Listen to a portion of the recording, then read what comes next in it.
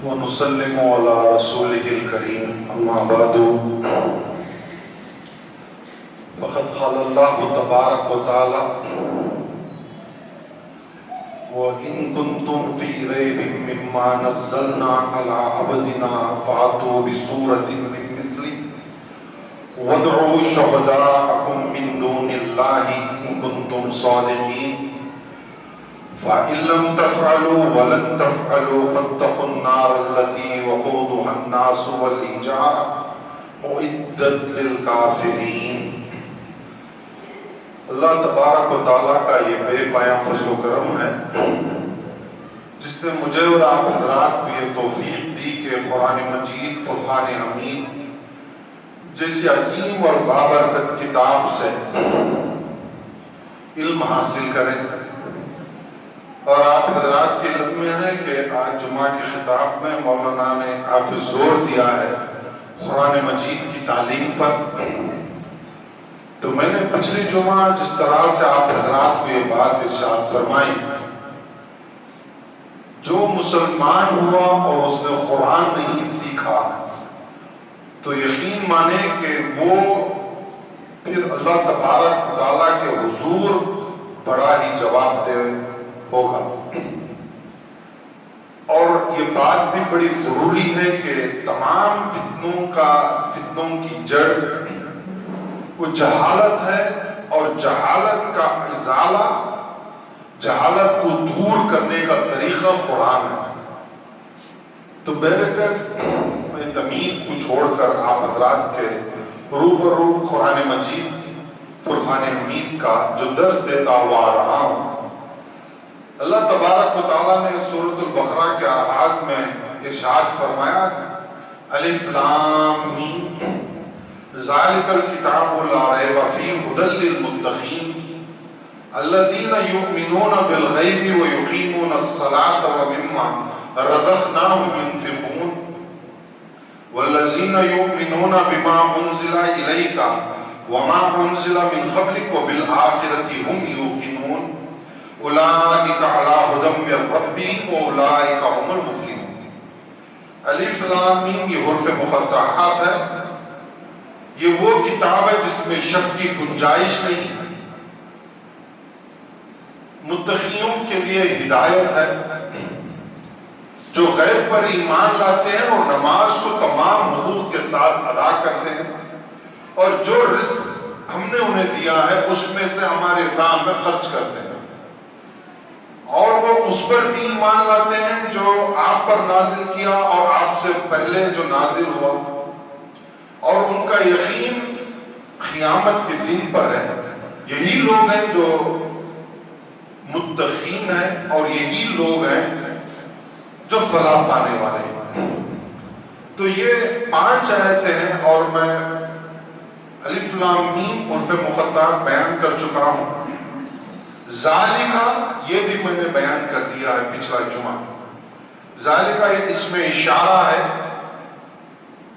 اور یہ اسم اشارہ وہاں پر استعمال ہوتا ہے جہاں پر کوئی چیز دور ہو، اور میں نے وجہ بیان فرمائی کہ کیوں اللہ تبارک و تعالیٰ نے قرآن کو سامنے ہونے کے باوجود ذالکہ ارشاد فرمایا۔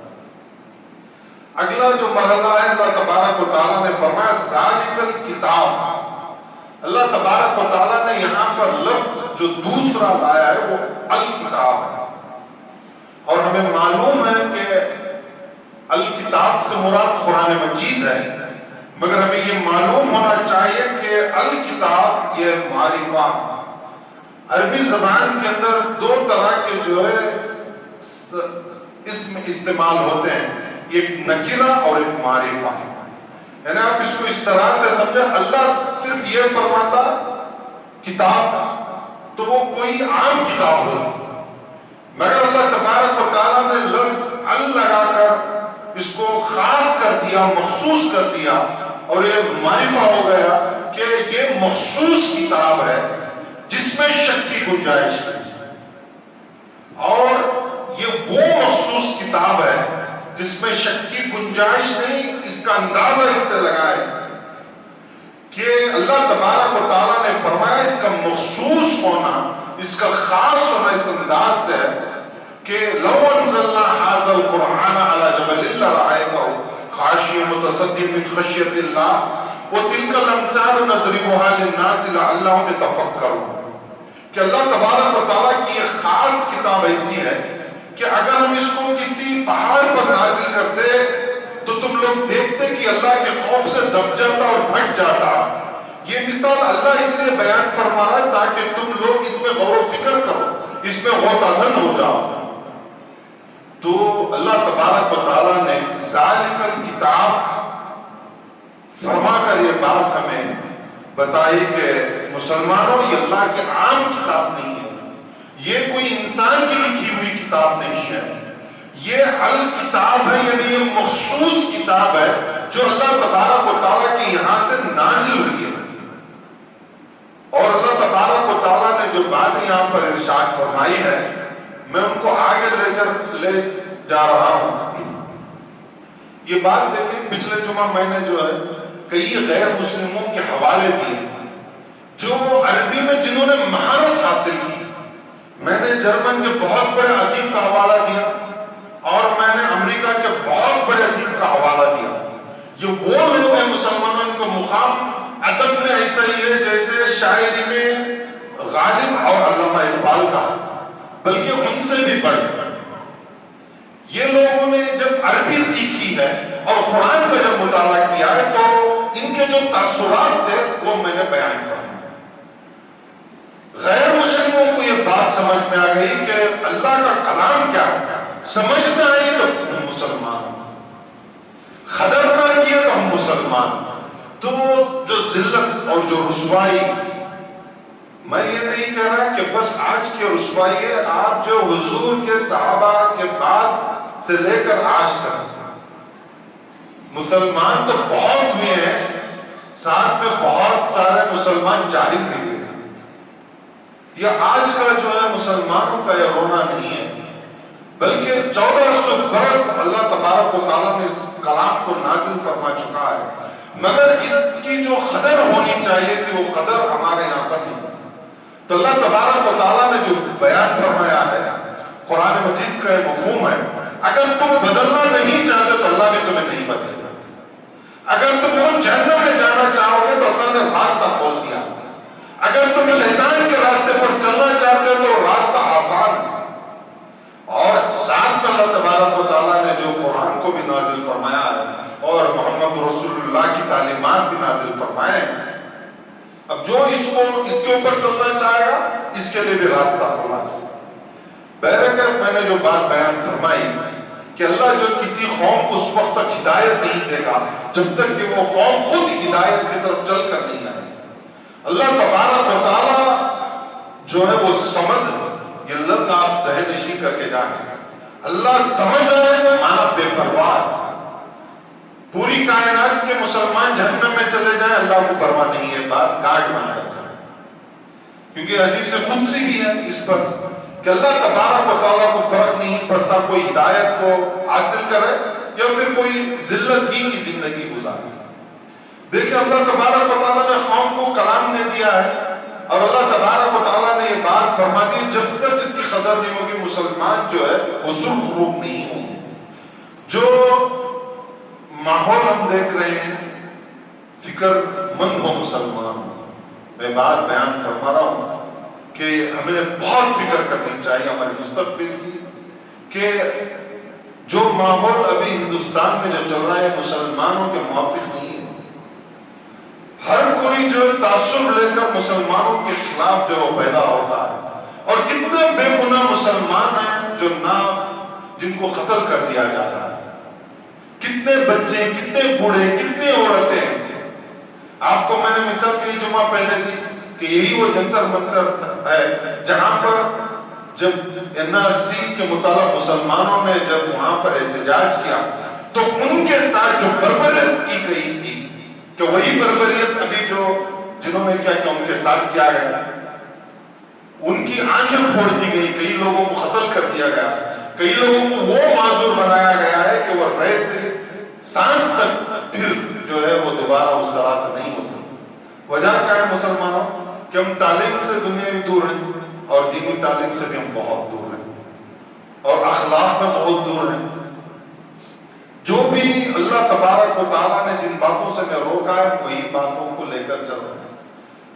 میرا وہ جو ہے اسلوب نہیں ہے کہ میں بیان کروں اور وقت بھی نہیں اجازت دے رہا ہے. میں جو بات اصل بیان کر رہا تھا وہ قرآن مجید کی آیت تھی ذالک الکتاب، کہ یہ وہ کتاب ہے جس میں شک نہیں، یہ وہ مخصوص کتاب ہے کہ اگر ہم اس کو پہاڑ پر نازل کرتے ہیں تو تم دیکھتے کہ اللہ کے خوف سے دب جاتا اور پھر پھٹ جاتا.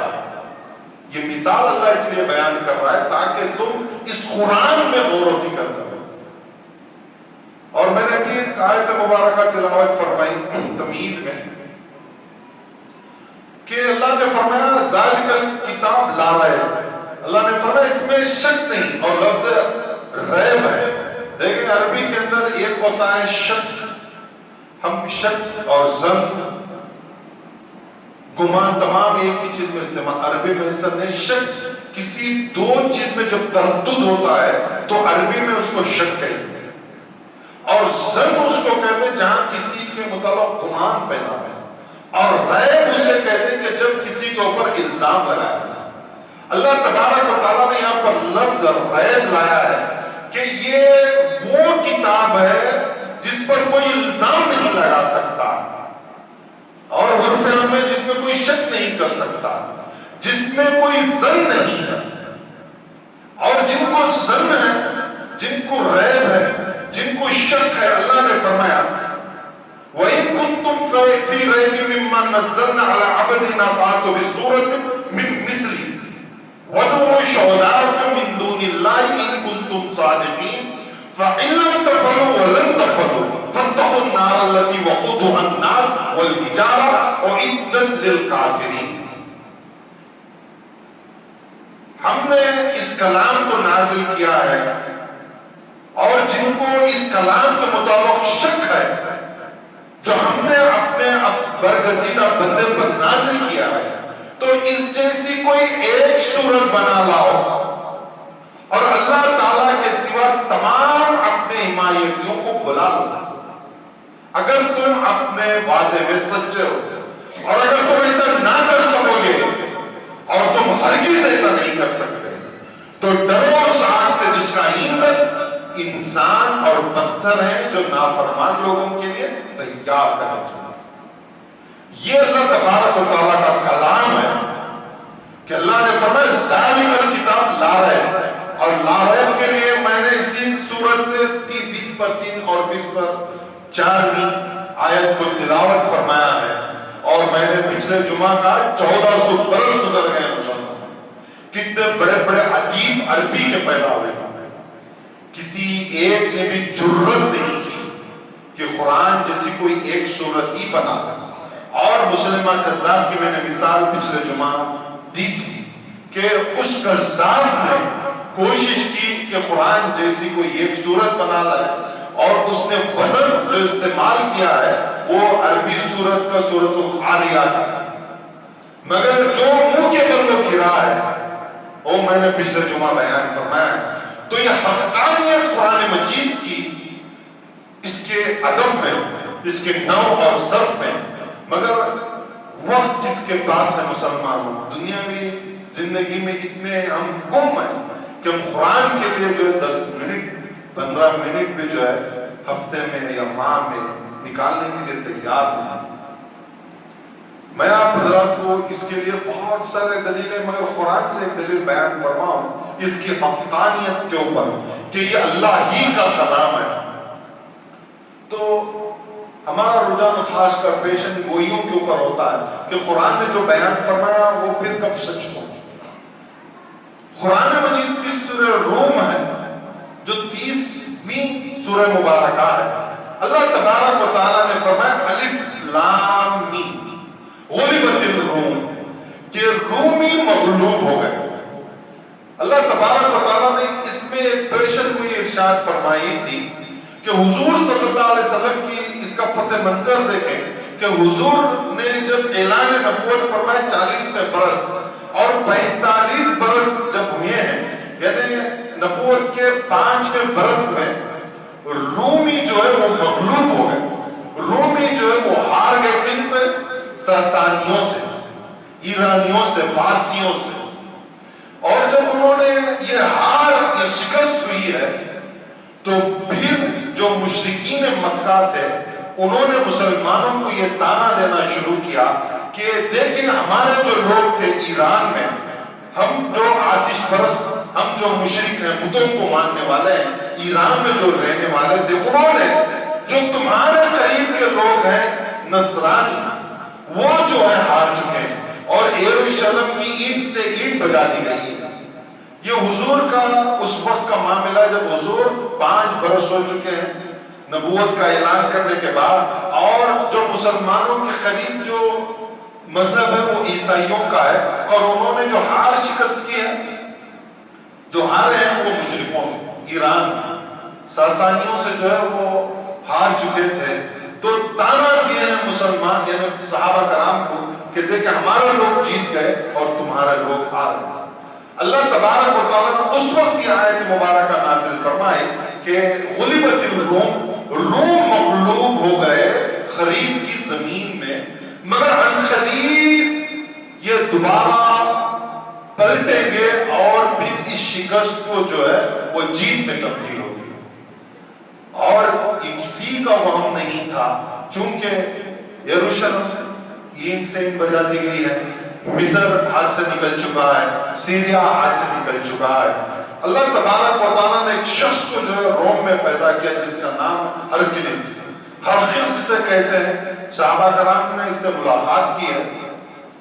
بہرحال پھر دوبارہ جب اس نے 622 میں جب پلٹ کر حملہ کیا ہے تو پھر جو خسرو پرویز تھا ایران کا، پھر اس کو شکست ہوئی.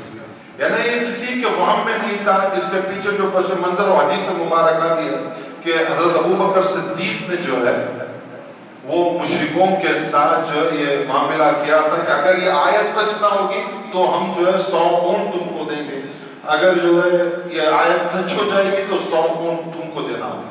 اور 3 برس جو اس کی مدت رکھی. سرکار نے فرمایا لفظ بزا آیا ہے تو بزا جو 9 برس تک کا ہوتا ہے، تو تمہیں چاہیے کہ اونٹ کی تعداد بھی بڑھا دیں اور پھر جو ہے مدت جو 9 برس تک لے جائیں. تو اللہ تبارک و تعالیٰ کا یہ کلام پیشن گوئی کہ روم جو ہار چکے تھے، روم کی جو شکست ہو چکی تھی، مگر اللہ تبارک و تعالیٰ نے قرآن میں ارشاد فرما چکا تھا کہ ہار تو ہو گئی ہے مگر عنقریب وہ معاملہ آئے گا کہ پھر روم دوبارہ جو ہے وہ ایران پر حملہ کریں گے اور پھر جو ہے مسلمانوں بلکہ نصرانیوں کو جو ہے وہ فتح ہوگی. تو یہ پیشن گوئی تھی قرآن کی. ویسے بہت سارے پیشن گوئی ہم قرآن میں کیے جو آگے چل کر سچ ثابت ہو گئی. مگر میں جو اصل چیز جو آپ کے یہاں پر آپ کا جو ذہن میں بیان بنانا چاہ رہا ہوں وہ یہ ہے کہ ہم جو ہے عقیدے کو درست کریں، قرآن کے متعلق جو قرآن کا مقام سمجھیں، قرآن کا علم، قرآن کا اسلوب جو ہے ہمارے ذہنوں سے ہمارے قلب تک اترنا چاہیے اور اسی قلب سے ہمارے روح جو ہے وہ گرمانا چاہیے. تو یہ قرآن ہے. تو میں نے جو ہے بس اس قلیل مدت میں کوشش کی ہے کہ ذالک کتاب لا رہے کہ یہ وہ مخصوص کتاب ہے جس میں شک کی گنجائش ہے. وما علینا الا البلاغ.